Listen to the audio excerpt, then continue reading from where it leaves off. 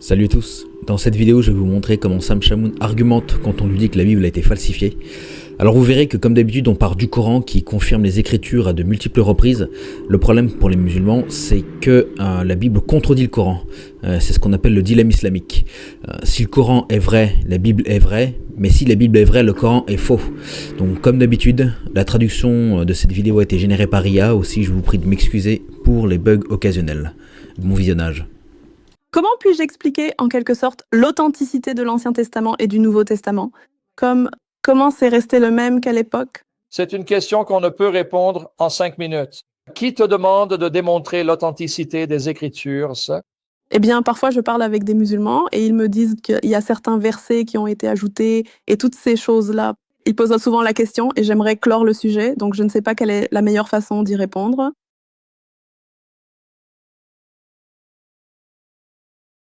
Si musulman, tu ne peux attaquer Bible car ton Coran dit qu'elle est incorruptible, inattaquable, préservée.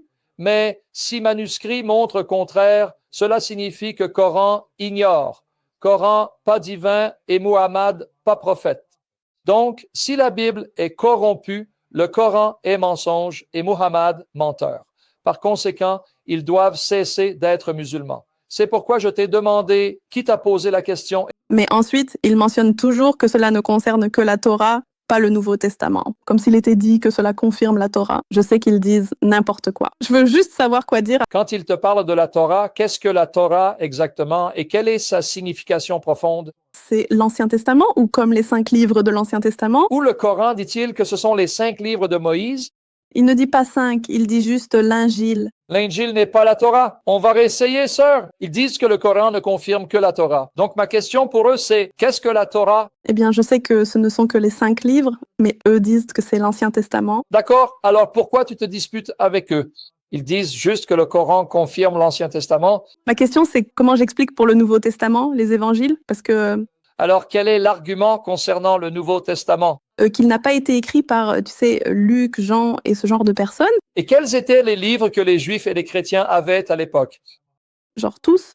Donc, si le Coran confirme ce qu'ils avaient à cette époque et que ce qu'ils avaient à cette époque, c'est le Nouveau Testament, alors encore une fois, soit vous êtes des menteurs et vous ne savez pas de quoi vous parlez, parce que le Coran confirme Matthieu, Marc, Luc et Jean, puisque ce sont les livres que ces chrétiens possédaient. Ou alors vous avez raison, Matthieu, Marc, Luc et Jean, ce sont tous des faux. Nous ne savons pas qui les a écrits. Donc le Coran est un mensonge et Muhammad est un menteur ou Muhammad est ignorant.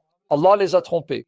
D'accord, j'entends. Je pensais juste que ce serait une perspective différente pour l'expliquer. Pourquoi aurais-je besoin d'adopter une perspective différente avec un musulman? Et Muhammad m'aide à les enterrer. La question est de savoir comment tu peux leur montrer, ma sœur. Donc, quand il est dit que Muhammad et ses disciples doivent croire au livre et que Muhammad confirme ce qu'ils avaient en leur possession, donc les chrétiens qu'ont-ils en leur possession si ce n'est les livres du Nouveau Testament? Donc, Mon point ici, c'est 566. C'est le Coran d'études qui te dit que lorsque 566 et 568 disent qu'ils ne sont rien tant qu'ils n'observent pas la Torah et l'Évangile et les révélations qui leur ont été données. Il est dit la révélation qui leur a été donnée, ce qui t'a été révélé de la part de ton Seigneur. Donc la Torah, l'Évangile et tout ce qui t'a été révélé de la part de ton Seigneur. Et j'ai une Bible qui contient 73 livres. Cela signifie que le Coran me dit en Swahili, tu dois garder et suivre chaque révélation qui t'a été envoyée. Il te dit ici toutes les révélations qui t'ont été envoyées. Donc cela veut dire que tu vas demander aux Juifs et aux chrétiens, qu'est-ce qu'Allah vous a révélé? Parce qu'il est question de la Torah et de l'Évangile, mais il est dit qu'il a révélé plus que cela, ce qui t'a été envoyé. Ah, le voilà, nos 73 livres. d'accord. D'accord. Alors pourquoi limitez-vous la Torah et l'Évangile? Eh bien, c'est précisément ce qui se trouvait devant moi. Vous comprenez maintenant? Oui, je comprends maintenant. D'accord. Et deuxièmement, si je demande aux musulmans, il est écrit l'Évangile qui est avec eux.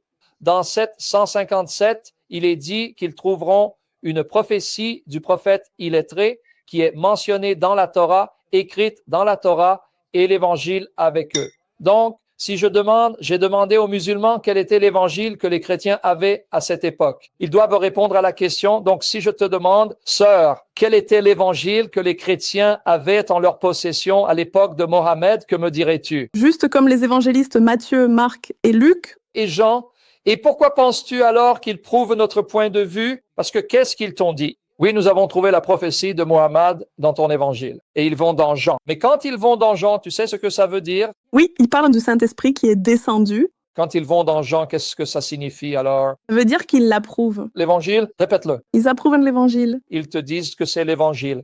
Parce que si ce n'est pas l'évangile, pourquoi iraient-ils dans Jean pour me montrer où se trouve Muhammad?